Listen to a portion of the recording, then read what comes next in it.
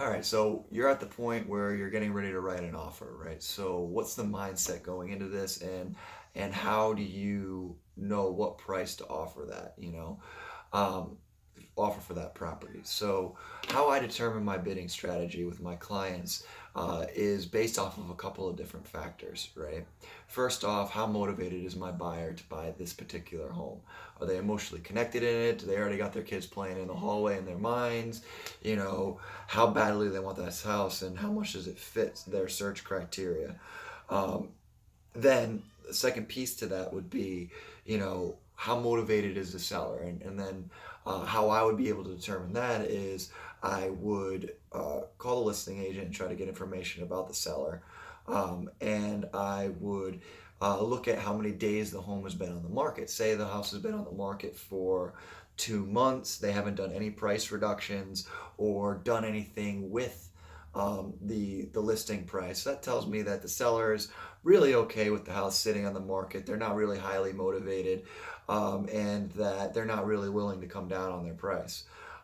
So these sellers might be unrealistic depending on what the comps show, which is the second part. I go home and or I go back to my office and I do the research on the house, and based off of the comps, let's say the property is coming in at anywhere between 190 and 200, right?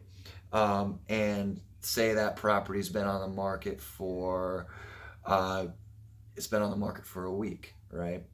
Well, if I call that listing agent and there's no other offers on the table, I'm going to probably tell my client, all right, let's go in at 190. These sellers are not really motivated because it's only been on for a week. So they're really just testing the market, and they're probably not willing to come down too far from their asking price. If they're at that 2 month mark, maybe they are. Maybe we can lowball them even further, and they wouldn't really be that insulted, and they might counter back.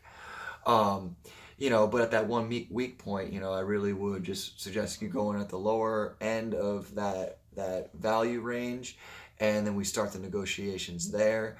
And then you're able to negotiate further on the inspection to try to bring that price down further.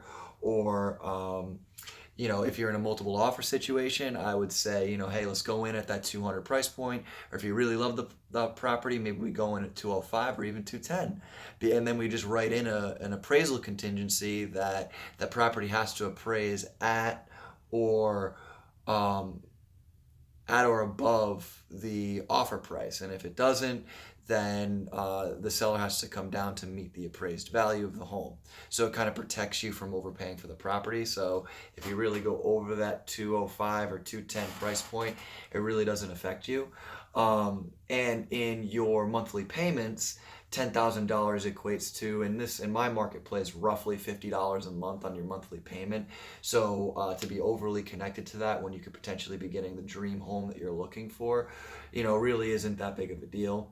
Um, in the grand scheme of things, and as long as you're paying market value, this is going to be an asset that you're going to be living in and feeling and dealing with every day, so it really kind of flips the script on that investment part. I mean, obviously, I don't want you overpaying for a home, which is why you put in that appraisal contingency.